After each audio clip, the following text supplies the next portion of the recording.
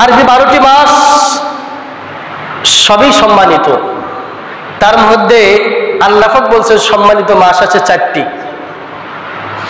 সেটা আপনাদের সামনে আমি আলোচনা করেছি।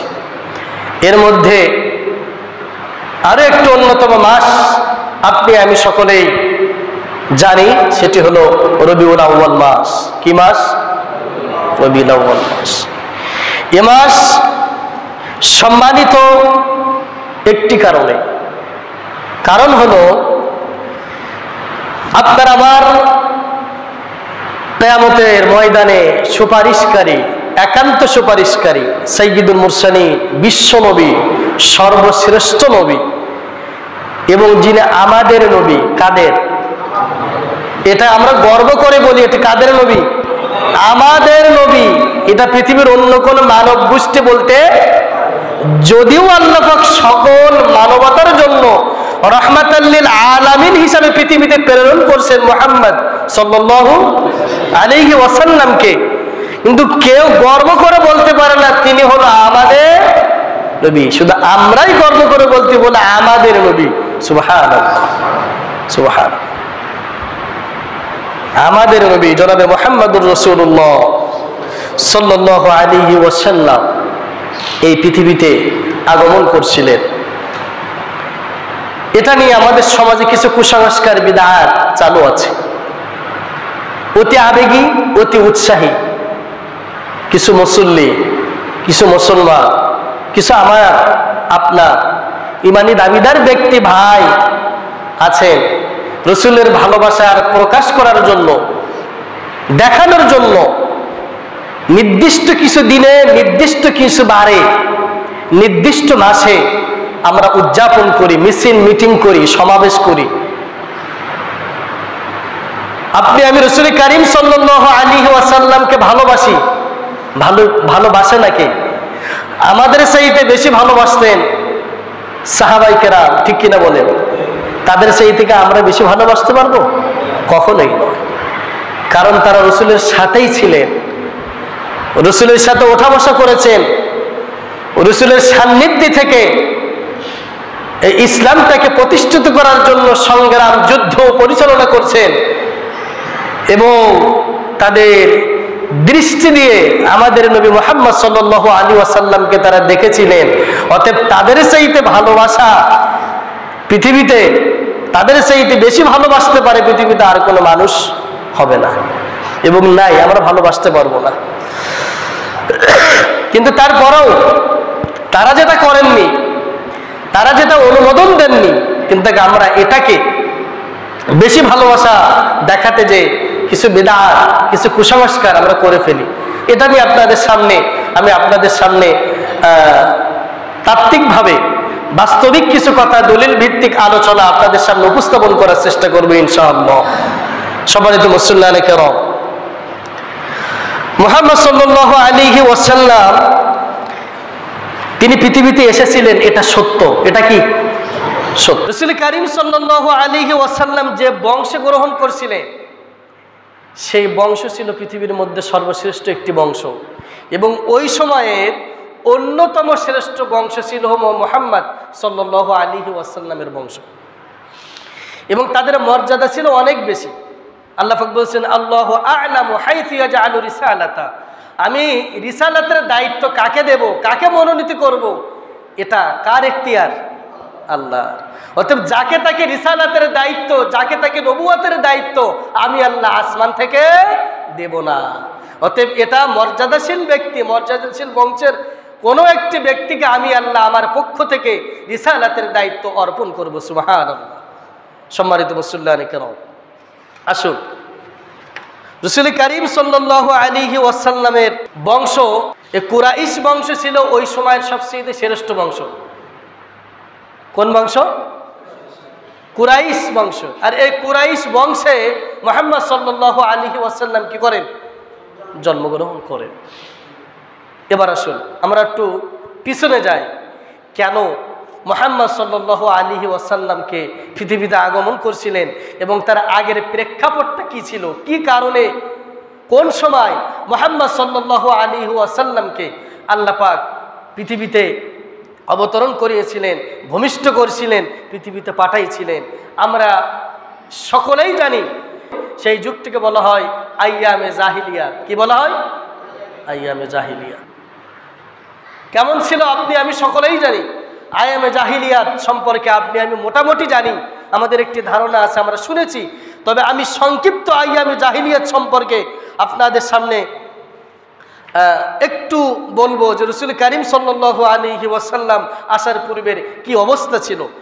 আইয়ামে জাহিলিয়াতে প্রথম যে বিষয়টি ছিল সেটি হলো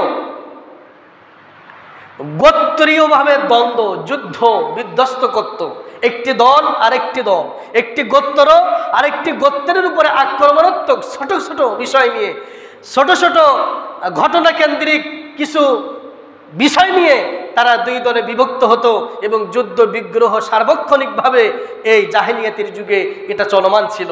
ছোটখাটো বিষয় নিয়ে একটি দল আরেকটি দলের প্রতি, এক গোষ্ঠী আরেকটি গোষ্ঠীর উপরে, একটি জাতি আরেকটি জাতির উপরে, একটি বংশ আরেকটি বংশের উপরে ক্রমাগতভাবে তারা তাদের উপরে নির্যাতন, নিপীড়ন, অত্যাচার করত।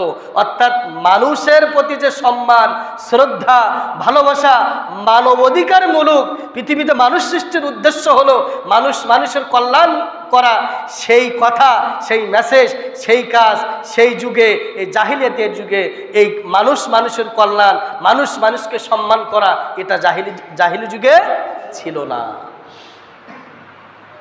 আমি আপনাদের সামনে জাহিলিয়াতের যুগে মোটা দাগে মৌলিক 5টি বিষয় আপনাদের সামনে আলোচনা করব, একটু ধারণা দেব। 1 নম্বর হলো যুদ্ধ কাজে লিপ্ত ছিল, যেটা আপনাদের সামনে উপস্থাপন করেছি। জাহিলিয়াতের যুগে 1 নম্বর তারা সবসময় যুদ্ধ করত। কি করত? যুদ্ধ। 2 নম্বর হলো নারীদেরকে অপমান করত। এমন কোনো অপমান নেই, লাঞ্ছনা নেই যেটা নারীদেরকে করা হতো না, যেটা নারীদেরকে করা হতো না। অর্থাৎ পৃথিবীতে নিকৃষ্ট একটি প্রাণী ছিল নারী। কি ছিল? নারী। এই নারীদেরকে অপমান, লাঞ্ছিত, তাদেরকে বের করে দেওয়া, তাদেরকে দাসী কাজ করানো, মানে হীন কোনো কাজ নেই যেটা দিয়ে নারীদেরকে করাতো না ওই জাহিলিয়াতের যুগে। অর্থাৎ নারীদেরকে সার্বক্ষণিকভাবে অপমান করত, লাঞ্ছনা করত এবং শিশুদেরকে হত্যা করত। তাদেরকে, শিশু নারীদেরকে জাহিলি যুগে কি করা হতো? হত্যা করা হতো। ইদা শামসু কুবজিরাত, সূরা কুবজিরাতে আছে ওয়া ইদাল মাউউদাতু সুইলাত বিআইয়ি যামবিন কুতিলাত।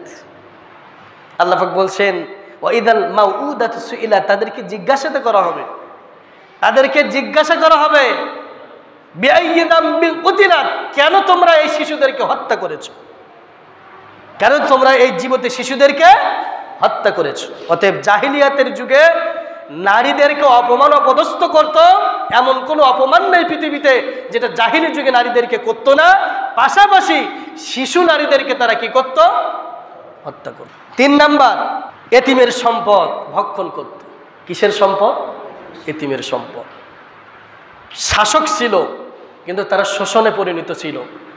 দুর্নীতি, অত্যাচার, সুদ, ঘুষ, জেনা, ব্যভিচার, গরিবের টাকা লুণ্ঠন করে নিয়ে গরিবের কাছ থেকে যত রকম ভাবে তাদের কাছ থেকে টাকা লুট করে নেওয়া যায়, তাদের কাছ থেকে টাকা ছিনিয়ে নেওয়া যায়, সমস্ত ধরনের পরিকল্পনা জাহিলিয়াতের যুগে রাষ্ট্র প্রশাসক যারা ছিল, প্রশাসন, তারা সকলেই সেটা গ্রহণ করেছিল।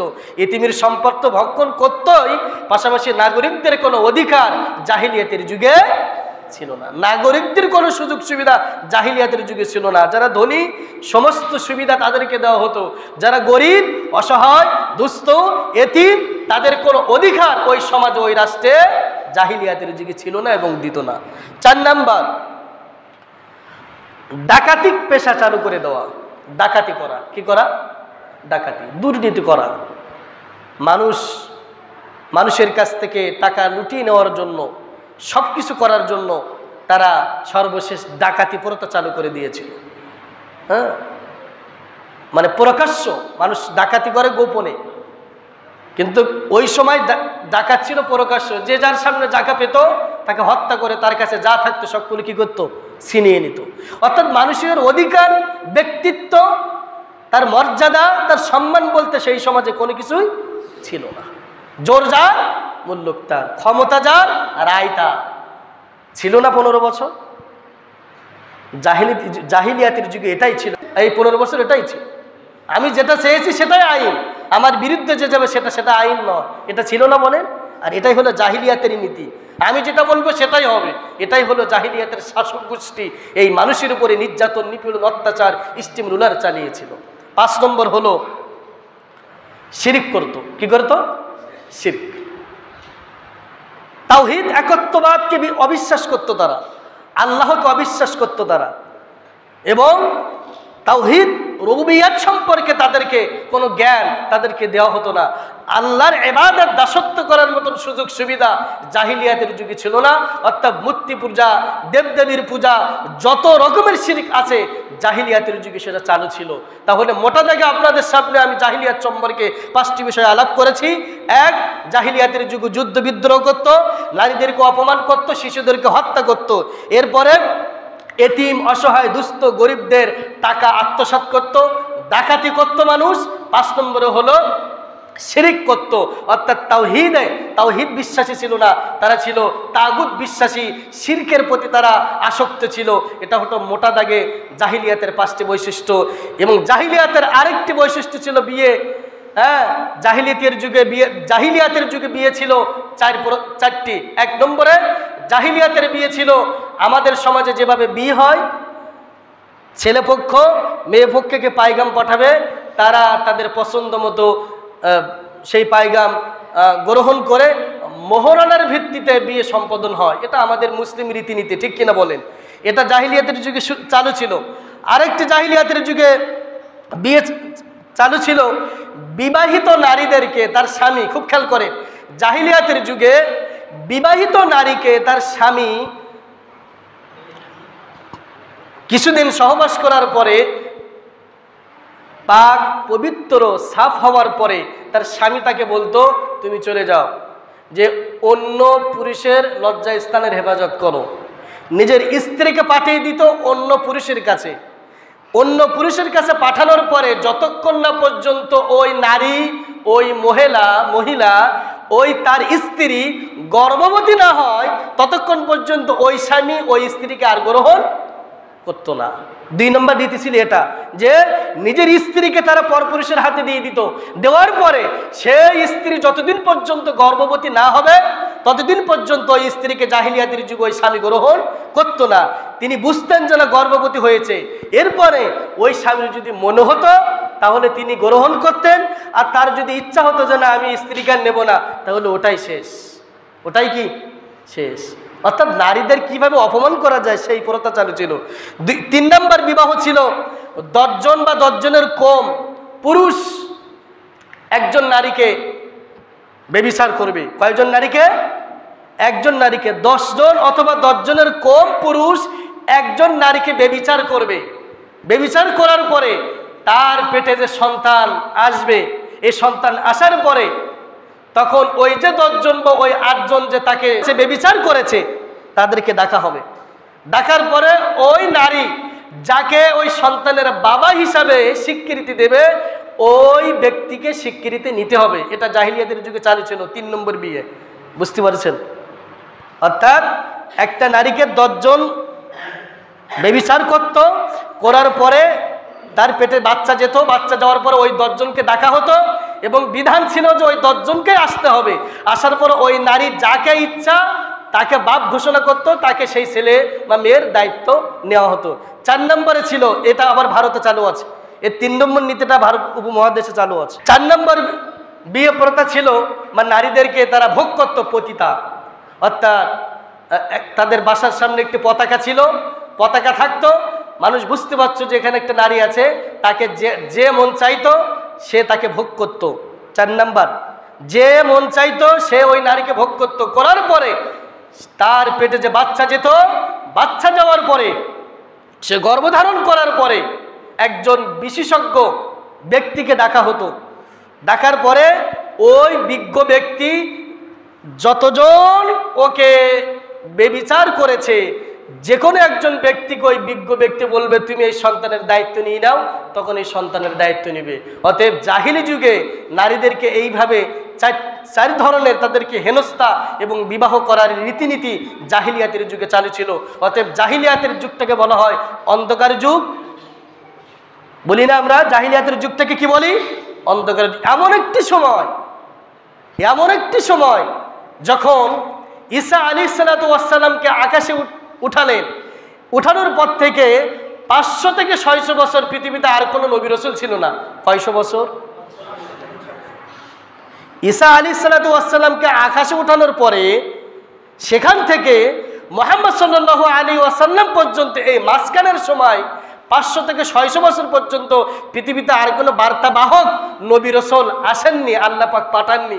আর এই সময় শিরক এবং তাওহীদ বিরোধী সমস্ত কর্ম আছে পৃথিবীতে সব চালু হয়েছিল এবং জাহিলিয়াত চালু হয়েছিল। এই জাহিলিয়াতকে নির্মূল করার জন্য, এই জাহিলিয়াত মুক্ত সমাজ প্রতিষ্ঠিত করার জন্য মুহাম্মদ সাল্লাল্লাহু আলাইহি ওয়াসাল্লামকে পৃথিবীতে পাঠানোর সিদ্ধান্ত আমার রব গ্রহণ করলেন। তিনি কুরাইশ বংশে জন্মগ্রহণ করার মাধ্যমে পৃথিবীতে আগমন করার সিদ্ধান্ত আল্লাহ পাক নিলেন। এবার আসুন মুহাম্মদ সাল্লাল্লাহু আলাইহি ওয়াসাল্লামের জন্ম। মুহাম্মদ সাল্লাল্লাহু আলাইহি ওয়াসাল্লাম পৃথিবীতে আসবেন, সেই সমাজ, সেই দেশ, সেই রাষ্ট্রের মানুষ বুঝতে পারবে না, এটা হতে পারে না। তাওরাত কিতাবে এবং পৃথিবীর যত কিতাব আছে 104খানা কিতাব, সমস্ত কিতাবে একজন মানব, একজন মহামানব, একজন শ্রেষ্ঠ মানুষ পৃথিবীতে আসবেন, এই কথা পৃথিবীর সমস্ত কিতাবে আল্লাহ পাক উল্লেখ করেছেন। সুবহানাল্লাহ, সুবহানাল্লাহ। একজন মানুষ আসবেন যিনি সব কিছুকে রদবদল করে পরিবর্তন করে দিবেন এবং নবুয়তের দরজা বন্ধ করে দিবেন। তার মাধ্যমে পৃথিবীতে তিনি জন্মগ্রহণ করার পরে পৃথিবীতে আর কোনো নবী রাসূল পাঠাবেন না, আসবেন না, প্রেরণ করবেন না। তিনি হলেন মুহাম্মদ সাল্লাল্লাহু আলাইহি ওয়াসাল্লাম। মিলাদ আমরা সকলেই জানি, মিলাদুন নবী সাল্লাল্লাহু আলাইহি ওয়াসাল্লাম, রাসূল করিম সাল্লাল্লাহু আলাইহি ওয়াসাল্লাম না, আমরা এটা সকলেই জানি। মিলাদ, এবার আসুন মিলাদ কি? খুব খেয়াল করেন, মিলাদ কি? মিলাদের অর্থ কি? মিলাদ শব্দের শাব্দিক অর্থ হলো জন্ম। সবাই বলেন, সবাই। মিলাদ, মাউলুদ থেকে মিলাদ, মিলাদ শব্দের শাব্দিক অর্থ হলো জন্ম বৃত্তান্ত। আর মিলাদুন নবী যখন বলবেন তখন নবীজির জন্ম। কার জন্ম? নবীজির জন্ম। কিন্তু আমাদের সমাজে কোনো ব্যক্তিকে যদি বলা হয় যে অমুকের বাসায় মিলাদ হবে, তখন আমি বুঝি যে কিছু ব্যক্তি যাবে, যে কিছু কাজ করবে, করার পরে একটি মোনাজাত হবে, মোনাজাত হওয়ার পরে খিচুড়ি জিলাপি পাবো, নিয়ে চলে আসবো। এটাই আমাদের সমাজে মিলাদ নামে পরিচিত, ঠিক কিনা বলেন? এটাই না? তাহলে ওর সাথে এই মিলাদ শব্দের সাথে কোনো সম্পর্ক আছে? মিলাদ শব্দের শাব্দিক অর্থ কি? জন্ম। অর্থাৎ যে জন্মগ্রহণ করে সেটাই মিলাদ। পৃথিবীতে একটা নবজাতক শিশু জন্মগ্রহণ করবে, মনে হচ্ছে এখন পৃথিবীতে আসবে, তখন আমি বলতে পারি যে আমার বাসায় মিলাদ হচ্ছে। কি হচ্ছে? মিলাদ হচ্ছে। তার মানে আমার বাসায় একজন পৃথিবীতে নতুন মেহমান আসা শুরু করেছে, আসবে, তার মানে আমার বাসায় কি হচ্ছে?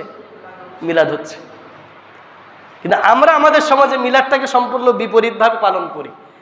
তাহলে মিলাদ শব্দের শাব্দিক অর্থ হলো জন্ম, আর মিলাদুন নবী বলতে মুহাম্মদ সাল্লাল্লাহু আলাইহি ওয়াসাল্লামের জন্ম। আমি কি আপনাদেরকে বোঝাতে পারছি? এবার আসুন, রাসূল করিম সাল্লাল্লাহু আলাইহি ওয়াসাল্লাম জন্মগ্রহণ করছিলেন কয় তারিখে, কোন মাসে, কি বারে, এটা নিয়ে বলবো। রাসূল করিম সাল্লাল্লাহু আলাইহি ওয়াসাল্লাম জন্মগ্রহণ করেছেন, এটা সত্য। তবে তার জন্ম তারিখ এবং বার নিয়ে প্রায় 12টি মতামত পাওয়া যায়। 12টি মতামত। কারণ তৎকালীন যুগে রাসূল করিম সাল্লাল্লাহু আলাইহি ওয়াসাল্লাম, আমি আপনাদের সামনে বলেছি যে ওমর রাদিয়াল্লাহু তাআলা আনহুর খেলাফতকালে হিজরি সাল গণনা শুরু করা হয়। তৎকালীন সময় জন্ম এবং মৃত্যু তারিখ বা বার গণনা করা বা হিসাব রাখার কোনো প্রথা, নিয়ম ওই সমাজে চালু ছিল না, যার কারণে মুহাম্মদ সাল্লাল্লাহু আলাইহি ওয়াসাল্লামের জন্ম তারিখ, তবে বারটা হলো নির্দিষ্ট। মুসলিম শরীফের হাদিস, যে হাদিসটা আপনাদের সামনে বলেছি, রাসূল কারীম সাল্লাল্লাহু আলাইহি ওয়াসাল্লামের কাছে জিজ্ঞাসা করা হলো, ইয়া রাসূলুল্লাহ, আপনি এই দিনই কেন সিয়াম পালন করলেন? তিনি বললেন, ইয়া মা উলিদতা ফীহি, এই দিনই আমি জন্মগ্রহণ করেছি এবং এই দিনে আমাকে নবুয়ত দেওয়া হয়েছে, এই দিনে আমি হিজরত করেছি। এইভাবে বিভিন্ন বিভিন্ন হাদিসে রাসূল কারীম সাল্লাল্লাহু আলাইহি ওয়াসাল্লাম বলছেন যে আমার জন্মের বার হলো সোমবার। জন্মের বার কি বার? সবাই বলেন। এটাই হলো দলিল ভিত্তিক এবং সুনির্দিষ্ট সুন্নাহ হলো রাসূল কারীম সাল্লাল্লাহু আলাইহি ওয়াসাল্লাম কি বারে জন্মগ্রহণ করেছেন, সে বারটি হলো, এবং কয় তারিখ সেটা নিয়ে 12টি মতামত আছে। কেউ বলছেন সফর মাস, কেউ বলছেন রবিউল আউয়াল মাস, কেউ বলছেন রজব মাস, কেউ বলছেন রমজান মাস, কেউ বলছেন জিলকাদ মাস। এইভাবে এক একজন মতামত উল্লেখ করেছেন এবং তারিখ নিয়ে কেউ বলছেন রবিউল আউয়াল মাসের 2 তারিখ, কেউ বলছে রবিউল আউয়াল মাসের 8 তারিখ, 9 তারিখ, 12 তারিখ, 17 তারিখ, 22 তারিখ। এইভাবে তারিখের ভিন্নতা আছে। রাসূল কারীম সাল্লাল্লাহু আলাইহি ওয়াসাল্লাম আসার পূর্বের ঘটনা হলো আমুল ফিল, হস্তি বাহিনীর ঘটনা। আবরাহা কাবাঘর ধ্বংস করার জন্য 60,000 সৈন্য নিয়ে, 13টি হাতি নিয়ে কাবাঘর ধ্বংস করার জন্য আবরাহা ইয়ামিন থেকে সে রওনা করলো কাবাঘর ধ্বংস করার জন্য। আবরাহা, এই যে আবরাহা কাবাঘর ধ্বংস করার জন্য যে ঘটনা ঘটলো, এটা হলো মুহাম্মদ সাল্লাল্লাহু আলাইহি ওয়াসাল্লামের জন্মের 50 দিন আগে। কয়দিন আগে? সবাই বলেন।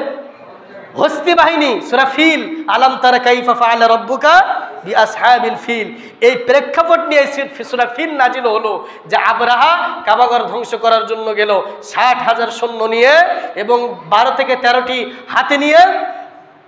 মিনা এবং মুজদালিফার মাঝখানে যে সমস্ত হাতিগুলো মাটির সাথে হাঁটু গেড়ে দিয়ে বসলো, এক কদম কোনো হাতিয়ার সামনে আগাচ্ছে না। এই নির্দেশনা কার?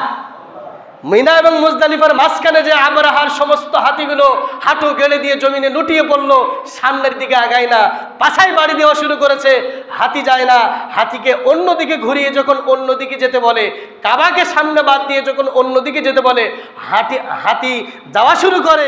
কিন্তু যেদিক কাবা সেদিকে যখন হাতিদেরকে পিটানোর জন্য বারবার পিটাচ্ছেন, নির্দেশ দিচ্ছেন, কোনো হাতি কাবা শরীফের দিকে যায় না। এরপরে রাসূল কারীম সাল্লাল্লাহু আলাইহি ওয়াসাল্লামের মাধ্যমে সূরা ফিলের ভিতরে আল্লাহ পাক নাজিল করে দিলেন যে আমি আল্লাহ আসমান থেকে ওয়ারসাল আলাইহিম তায়রান আবাবিল, আমি ছোট ছোট পাখি প্রেরণ করেছিলাম, তারমিহিম বিহিজারাতিন মিন সিজ্জিল, এবং সেই পাখি ছিল মটরশুটির মতো ছোট ছোট পাথর, অর্থাৎ তাদের মুখে ছিল একটি পাথর আর 2 পায়ে 2টি পাথর। এই পাথরগুলি আবরাহার সৈন্যবাহিনীদের উপরে আসমান থেকে, উপর থেকে ফেরে ওই পাখিরা নিক্ষিপ্ত করলো। করার পরে ফাজআলাহুম কাসফিম মাকুল, সমস্ত হাতিসহ তার সৈন্যবাহিনীরা তৃণত ভুসির মতো পরিণত হয়েছিল, নাস্তা নাবুদ করে দিয়েছিল আল্লাহ পাক পাখির মাধ্যমে। এই যে ঘটনা, বিরাট ঐতিহাসিক ঘটনা ঘটছিল, এটা হলো মুহাম্মদ সাল্লাল্লাহু আলাইহি ওয়াসাল্লামের পৃথিবীতে আসার 50 দিন আগে। কয়দিন আগে? এই ঘটনার পরে হিসাব করে নির্দিষ্ট রাসূল কারীম সাল্লাল্লাহু আলাইহি ওয়াসাল্লামের তারিখ, কেউ বলছেন 8 তারিখ, 9 তারিখ, 12 তারিখ। তবে বিশুদ্ধ হলো 8 এবং 9 রবিউল আউয়াল বিশুদ্ধ, আর প্রসিদ্ধ হলো 12 রবিউল আউয়াল। কবে? 12 রবিউল আউয়াল তিনি জন্মগ্রহণ, এটা প্রসিদ্ধ, সকল উলামাই এটাই মত দিয়েছেন।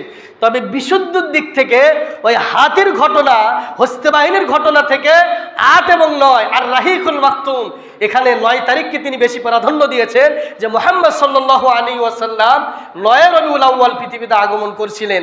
অতএব তারিখ আপনি আমি এক কথায় যদি বলি 8 থেকে 12 তারিখ। কি বলবো? একটি নির্দিষ্ট তারিখ না বলে রাসূলের জন্ম তারিখ হলো পবিত্র মাহে রবিউল আউয়াল মাসের 8 থেকে 12 তারিখের মধ্যেই মুহাম্মদ সাল্লাল্লাহু আলাইহি ওয়াসাল্লাম পৃথিবীতে কি করছিলেন? জন্মগ্রহণ করছিলেন। এবার আসুন, রাসূল কারীম সাল্লাল্লাহু আলাইহি ওয়াসাল্লাম যখন জন্মগ্রহণ করবেন সেই সময় কিছু অলৌকিক ঘটনা সংক্ষেপে আপনাদের সামনে আমি উপস্থাপন করি। যে রাসূল কারীম সাল্লাল্লাহু আলাইহি ওয়াসাল্লাম যখন পৃথিবীতে আসবেন, তখন কিছু অলৌকিক ঘটনা পৃথিবীতে ঘটছিল। হ্যাঁ, পারস্য সম্রাটের বিশাল সাম্রাজ্য ভূমিকম্পের ন্যায় কেঁপে উঠছিল এবং রাজপ্রাসাদের 14টি ইট খসে পড়ছিল। কয়টি ইট? 14টি ইট। যেদিন মুহাম্মদ সাল্লাল্লাহু আলাইহি ওয়াসাল্লাম পৃথিবীতে জন্মগ্রহণ করছিলেন, অলৌকিক ঘটনা। এরপরে পারস্যের লোকেরা অগ্নি পূজা করত। কি করত? অগ্নি পূজা। এবং এই অগ্নিকুণ্ডে 1000 বছর পর্যন্ত অগ্নিকুণ্ডের আগুন নিভছিল না। যেদিন মুহাম্মদ সাল্লাল্লাহু আলাইহি ওয়াসাল্লাম পৃথিবীতে আগমন করেছিলেন, পারস্যরা যে আগুনের অগ্নিকুণ্ডতে পূজা করত, ওই দিনেই সেই আগুনের অগ্নিকুণ্ড নিক্ষিপ্ত হয়ে গেল, বন্ধ হয়ে গেল। এই অলৌকিক ঘটনা কে করলেন? আল্লাহ সুবহানাল্লাহ। এটা রাসূল সাল্লাল্লাহু আলাইহি ওয়াসাল্লামের জন্মের সময়ের অলৌকিক ঘটনা। এরপরে পারস্যরা উলঙ্গ হয়ে গোসল করত, যে এখানে গোসল করলে রোগ ব্যাধি ভালো হবে, হ্যাঁ, বিভিন্ন ধরনের সমস্ত সমস্যা সমাধান হবে। মুহাম্মদ সাল্লাল্লাহু আলাইহি ওয়াসাল্লামের জন্মের মাধ্যমে এই ঘটনা সেদিনেই বিলুপ্ত, বন্ধ হয়ে যায়। এভাবে অনেক অসংখ্য ঘটনা আছে যে রাসূল কারীম সাল্লাল্লাহু আলাইহি ওয়াসাল্লামের জন্মের অলৌকিক কিছু ঘটনা, এটা ইতিহাস থেকে পাওয়া যায়। রাসূল কারীম সাল্লাল্লাহু আলাইহি ওয়াসাল্লাম জন্মগ্রহণ করেছিলেন সোমবার এবং তারিখ হলো 8 থেকে 12 তারিখ, এর ভিতরে তিনি জন্মগ্রহণ করেছিলেন, এটা সত্য। এবার আসুন রাসূল কারীম সাল্লাল্লাহু আলাইহি ওয়াসাল্লামের বংশ পরম্পরা। রাসূল কারীম সাল্লাল্লাহু আলাইহি ওয়াসাল্লামের জন্ম থেকে আদম আলাইহিস সালাতু ওয়াসসালামের, সম্মানিত মুসলিমান কেরাম, আপনি আমি আমার দাদার নাম, পদ্দাদার নাম, তার দাদার নাম কি বলতে পারবো? বলেন, মুশকিল। বলা কি মুশকিল? আমার আব্বার নাম, আমার দাদার নাম, তার দাদার নাম, হয়তোবা কয়েকজনের পুরুষদের নাম আপনি আমি বলতে পারবো, কিন্তু টোটাল হিস্ট্রি আপনি আমি কেউ বলতে পারবো না। পারবো কি বলেন? কিন্তু মুহাম্মদ সাল্লাল্লাহু আলাইহি ওয়াসাল্লামের বংশপরা শুরু থেকে শেষ পর্যন্ত, কিয়ামত পর্যন্ত জাতির সামনে উন্মুক্ত। তিনি কিভাবে পৃথিবীতে আসলেন আমি আপনাদের সামনে একটু রাসূল কারীম সাল্লাল্লাহু আলাইহি ওয়াসাল্লামের বংশপরা কেন বলছি? কারণ তিনি সংরক্ষিত করে দিয়েছেন। তিনি কোনো খারাপ গোত্রের বংশে মুহাম্মদ সাল্লাল্লাহু আলাইহি ওয়াসাল্লাম জন্মগ্রহণ করেননি। এটাকে প্রমাণ করার জন্য রাসূল কারীম সাল্লাল্লাহু আলাইহি ওয়াসাল্লামের বংশীয় তালিকা এখনো পর্যন্ত সংরক্ষিত আছে। মুহাম্মদ সাল্লাল্লাহু আলাইহি ওয়াসাল্লামের পিতার নাম কি ছিল? সবাই বলেন। আব্দুল্লাহ। সকলেই জানি। মুহাম্মদ সাল্লাল্লাহু আলাইহি ওয়াসাল্লামের আব্বার নাম ছিল আব্দুল্লাহ। সেখান থেকে আদম আলাইহিস সালাতু ওয়াসসালাম পর্যন্ত আর রাহিকুল মাকতুম, এখানে 3টি অংশে তারা ভাগ করেছেন। কিছু মতভেদ আছে, তবে আপনাদের সামনে আমি উপস্থাপন করছি। মুহাম্মদ ইবনে আব্দুল্লাহ ইবনে আব্দুল মুত্তালিব ইবনে হাশিম ইবনে আমর ইবনে আব্দ মানাফ ইবনে কুসাই ইবনে কিলাব ইবনে মুররা ইবনে কাব ইবনে লুআই ইবনে গালিব ইবনে ফাহাদ ইবনে মালিক ইবনে নাজার ইবনে কিনানা ইবনে খুজাইমা ইবনে মুদরিকা ইবনে ইলিয়াস আলাইহিস সালাতু ওয়াসসালাম ইবনে মুদার ইবনে নাজার ইবনে মাআদ ইবনে আদনান। এরপরে দ্বিতীয় অংশ হলো ইবনে সালাইমান ইবনে আউস ইবনে বুস ইবনে কামওয়াল ইবনে উবাই ইবনে আউমার ইবনে নাশেদ ইবনে হাজা ইবনে বাদলাস ইবনে ইয়াদলাফ ইবনে তাবিখ ইবনে জাহেম ইবনে নাহেস ইবনে মাখি ইবনে আয়েস ইবনে আকবর ইবনে উবাইদ ইবনে আদ্দা ইবনে হামদান ইবনে শাম্বার ইবনে ইয়াসরিব ইবনে ইয়াইজান ইবনে ইলহান ইবনে আরউই ইবনে আওস ইবনে দিমশান ইবনে আইসার ইবনে আফনাদ ইবনে হাইমান ইবনে মাকসার ইবনে নাহেস ইবনে জারেহ ইবনে সুয়াই ইবনে মাজি ইবনে আউদা ইবনে আরেব ইবনে কাইদার ইবনে ইসমাইল আলাইহিস সালাতু ওয়াসসালাম, হযরত ইব্রাহিম আলাইহিস সালাতু ওয়াসসালাম। এরপরে ইবনে আজার ইবনে নাহার ইবনে সারু ইবনে রাউ ইবনে ফালখ ইবনে আবের ইবনে সালেখ ইবনে আরশখ ইবনে সাম ইবনে নূহ আলাইহিস সালাতু ওয়াসসালাম ইবনে লামেক ইবনে মাতুল শাহ ইবনে আনসুক হযরত ইদ্রিস আলাইহিস সালাতু ওয়াসসালাম, হযরত ইবনে মাইলামা ইবনে কাইনান ইবনে আনুশা ইবনে শীস, হযরত আদম আলাইহিস সালাতু ওয়াসসালাম। সুবহানাল্লাহ। এটা সংরক্ষণ করেছেন কি? অতএব বলার কোনো অবকাশ নেই পৃথিবীতে নবী করিম সাল্লাল্লাহু আলাইহি ওয়াসাল্লাম জন্মগ্রহণ করেননি, এটা বলার কোনো সুযোগ। তার বংশ তালিকা সব কিছু আছে এখানে। রাসূল করিম সাল্লাল্লাহু আলাইহি ওয়াসাল্লামের দাদার নাম ছিল আব্দুল মুত্তালিব। তিনি যখন জন্মগ্রহণ করেন তার মা তার নাম রাখেন আহমদ। কি নাম রাখেন সবাই বলেন? এবং তার দাদা তার নাম রাখেন মুহাম্মদ সাল্লাল্লাহু। তাহলে বোঝা গেল মুহাম্মদ সাল্লাল্লাহু আলাইহি ওয়াসাল্লামের বংশ তালিকা। এবং তার মা প্রথম তার নাম রাখেন কি বলেন? এবং তার দাদা নাম রাখেন মুহাম্মদ সাল্লাল্লাহু। আর এই আব্দুল মুত্তালিব তার দাদা এতটা খুশি হয়েছিলেন, 7 দিন, একাধারে 7 দিন সমস্ত মানুষদেরকে তিনি আহার করিয়েছিলেন খুশিতে, যে আমার একটি নুদুস এত ফুটফুটে সুন্দর একটি নাতি। খুশি হয়ে 7 দিন একাধারে তার দাদা মানুষদেরকে খাওয়াইছিলেন। এবং তাকে জিজ্ঞেস করলেন, তুমি তো খাওয়াচ্ছ, তা তোমার এই ভাতিজার নাম কি রাখলে? তখন বলল মুহাম্মদ সাল্লাল্লাহু আলাইহি ওয়াসাল্লাম। রাসূলের মোট চাচা ছিল 10 জন, অর্থাৎ 10 ভাই বোন। 16টি আব্দুল মুত্তালিব, এর মোট ছেলে মেয়ে ছিল 16 জন, 10 জন ছেলে আর 6 জন মেয়ে। অর্থাৎ রাসূলের ফুফু ছিল 6 জন আর চাচা ছিল 9 জন, আর মুহাম্মদ সাল্লাল্লাহু আলাইহি ওয়াসাল্লামের আব্বা, মোট 10 জন। কয়জন? 10 জন। রাসূল কারীম সাল্লাল্লাহু আলাইহি ওয়াসাল্লামের অনেক নাম এভাবে আছে, আমি জানি শুধু মুহাম্মদ আর আহমদ। রাসূল কারীম সাল্লাল্লাহু আলাইহি ওয়াসাল্লামের অনেক নাম হাদিস গ্রন্থে পাওয়া যায়। রাসূল কারীম সাল্লাল্লাহু আলাইহি ওয়াসাল্লামের আগের প্রেক্ষাপট, জন্মের বৃত্তান্ত আপনাদের সামনে আমি আলোচনা করেছি। কিন্তু আমাদের সমাজে ঈদে মিলাদুন নবী সাল্লাল্লাহু আলাইহি ওয়াসাল্লাম নামে একটা বিষয় চালু আছে না? বলেন, চালু আছে না? কি নামে? ঈদে মিলাদুন নবী। এটা আপনাদের সামনে আমি বলেছি যে ঈদে মিলাদুন নবী বলতে, ঈদ বলতে কি, মিলাদ বলতে কি, আর মিলাদুন নবী কি। এর উৎপত্তি হলো, ঈদে মিলাদুন নবী উৎপত্তি হয় 604 হিজরিতে। ঈদে মিলাদুন নবী এই উদযাপন পৃথিবীতে চালু হয় 604 হিজরিতে, অর্থাৎ বিশ্বনবী মুহাম্মদ সাল্লাল্লাহু আলাইহি ওয়াসাল্লামের মৃত্যুর প্রায় 550 থেকে 600 বছর পরে ঈদ মিলাদুন নবী চালু হয়। এটা ইয়ামিনের মুসল একটি শহরের বাদশা, নাম হলো আবু সাঈদ মুজাফফর। আবু সাঈদ এই শাসক প্রথম ঈদ মিলাদুন নবী চালু করা হলে একজন আলেমকে দিয়ে। কাকে দিয়ে? একজন আলেমকে দিয়ে পৃথিবীতে মিলাদুন নবী উৎপত্তি এবং মিলাদুন নবী চালু করে। সেই আলেমের নাম হলো আব্দুল খাত্তাব ওমর ইবনে দিহাইমা। এই আলেমের মাধ্যমে পৃথিবীতে জশ্ন জুলুস এবং যত রকমের কুসংস্কার বেদাত এই ইয়ামিনের বাদশা, ইয়ামিনের প্রেসিডেন্ট আবু সাঈদ মুজাফফর ঈদে মিলাদুন নবী চালু করেছিল। সেখান থেকে আজ অবধি পর্যন্ত ঈদে মিলাদুন নবী কুসংস্কার বেদাত এখনো পর্যন্ত চালু আছে।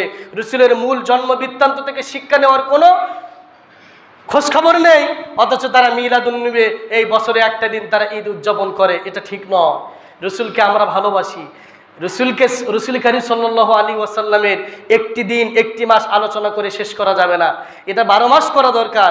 এবং 12 মাস আমাদের রাসূল কারীম সাল্লাল্লাহু আলাইহি ওয়াসাল্লাম 365 দিন তাকে অনুকরণ করা, এটা আমাদের জন্য ফরজ। এটা আমাদের জন্য কি?